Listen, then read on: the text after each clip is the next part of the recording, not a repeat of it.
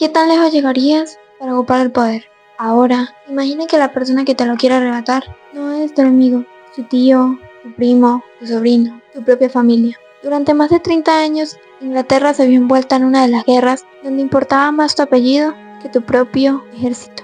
Reyes fueron asesinados, otros fueron depuestos, y una de las familias más importantes de toda Europa se fue destruyendo a sí misma. No fue una guerra entre países, sino una guerra entre hermanos, una guerra conocida como la Guerra de las Rosas. Y para entender cómo comenzó esta guerra, primero debemos conocer a una de las familias más importantes, una que reinó durante más de 3 siglos, los Plantagenet.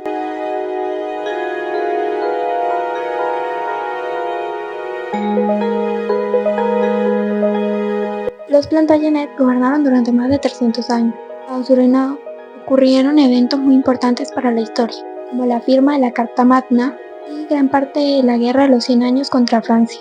Parecía una dinastía destinada a gobernar por muchísimo tiempo, pero su mayor fortaleza se convirtió en su debilidad.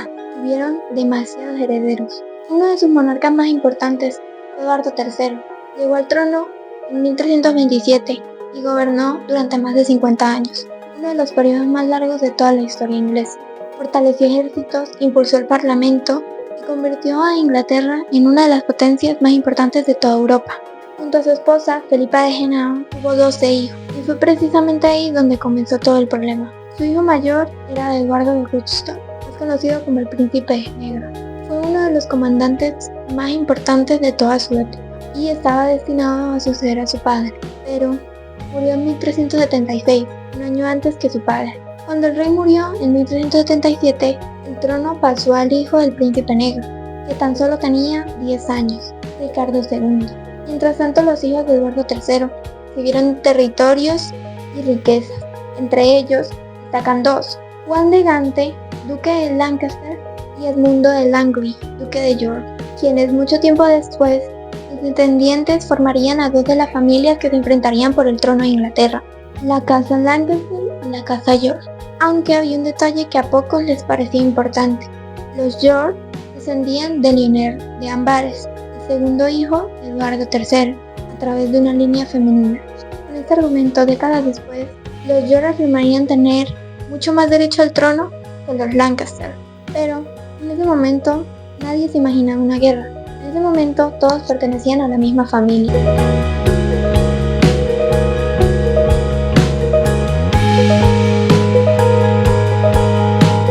Ricardo II fue coronado con tan solo 10 años, lo que hizo que gobernara con un consejo de nobles hasta que cumpliera la mayoría de edad. Sin embargo, en ese momento Inglaterra pasaba situaciones muy difíciles, ya que los vestigios de la Guerra de los 100 años empezaban a notarse. Los impuestos subían constantemente, y a esto sumaban las consecuencias de la peste negra, que había dejado una marca imborrable en la economía del país, haciendo que en 1381 estallara la revuelta de los campesinos. Ricardo, con tan solo 14 años, tomó una decisión muy impactante. Decidió ir a enfrentar a los campesinos él mismo. Aquello evitó momentáneamente el colapso, pero cuando tomó control de su reinado, fue rompiendo sus promesas cada vez más. Con el tiempo, empezó a gobernar cada vez más autoritariamente, haciendo que muchos nobles desconfiaran de él. Entre esos estaba su primo, Enrique de Bolingbroke. Durante años, ambos convivieron en la corte, hasta que un día su relación terminó rompiéndose. Después de una disputa entre Enrique y otro noble, Ricardo los desterró. Un poco después murió Juan de Gante. Como heredero de su padre, Enrique tenía que heredar todas las posesiones, pero Ricardo tomó una decisión que cambiaría la historia.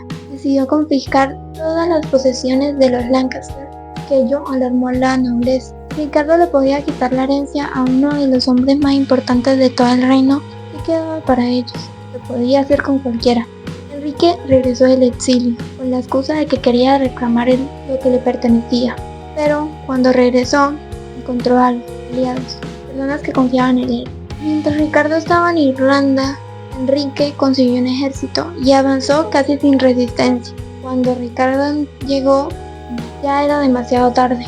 Fue presionado y obligado a abdicar, y encerrado en el castillo de Pontefract, moría en circunstancias que siguen siendo un misterio para hoy en día. Por primera vez en generaciones, un rey había sido obligado a abdicar por un miembro de su familia. La corona dejaba de parecer intocable, y esa idea perseguiría a Inglaterra por más de un siglo. Si un rey ya había sido depuesto, ¿por qué no otro?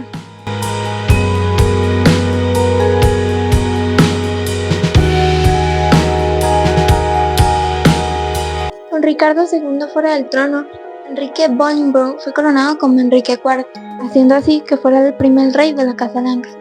Aunque el Parlamento hubiera aceptado su coronación, muchos creían que un rey legítimo había sido derrocado, siendo así que todo su reinado fuera perseguido por la misma pregunta: ¿era realmente el rey? Esto hizo que se enfrentara a rebeliones, conspiraciones y a nobles que seguían apoyando a Ricardo II. Su reinado estuvo marcado por inestabilidad. Sin embargo, consiguió mantener la corona hasta su muerte en 1413. La Casa Lancaster había sobrevivido. Ahora, todo estaba en manos del heredero.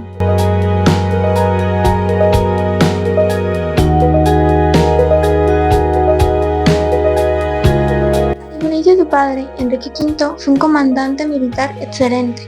Él comprendió que una gran victoria en el campo de batalla podía fortalecer la Casa Lancaster. Por eso, reanudó la Guerra de los 100 Años contra Francia. En 1415 dirigió una de las campañas militares que se convertiría en la mayor hazaña de la Edad Media, la Batalla de Agincourt.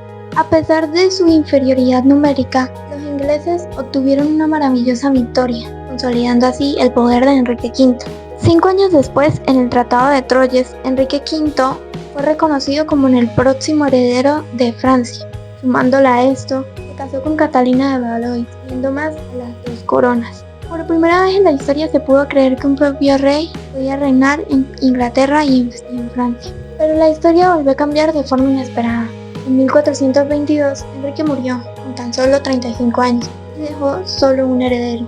Tenía menos de un año. Se llamaba Enrique VI.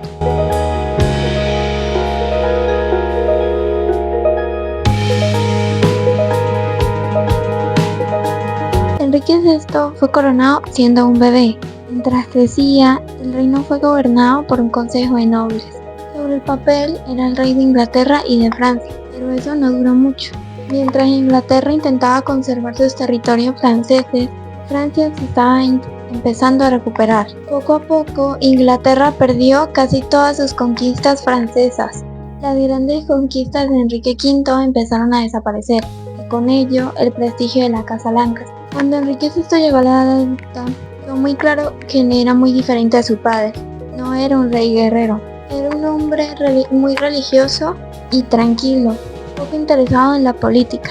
En 1445 se casó con Margarita de Anjou, una mujer muy inteligente, decidida y con un don especial para la política.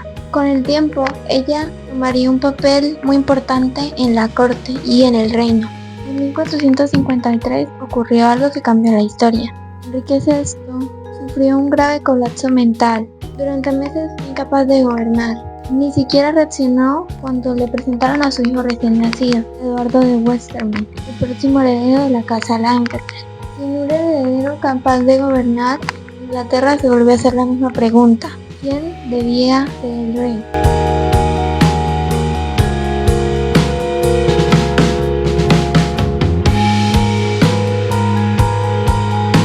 Entre los nobles más importantes del reino destacaba uno: Ricardo de Plantagenet, duque de York. Ricardo descendía de Eduardo III por dos ramas distintas de la familia, lo que hacía que muchos creyeran que tenía mayor derecho al trono. Pero al principio él no iba con el objetivo de convertirse en rey. Su objetivo era ver que el reino restableciera su estabilidad y su orden, mientras Enrique VI estaba incapacitado. Por eso lo nombraron Lord Protector del reino. Mediante su creciente influencia, una persona empezó a preocuparse: Margarita de Anjou. La reina sabía que si su influencia seguía creciendo en el reino, podría reclamar el trono, y eso pondría en peligro el derecho a la corona de su propio hijo. A partir de ese momento, Inglaterra se dividió en dos. Estaban los que apoyaban la Casa Lancaster y estaban los que apoyaban la Casa York.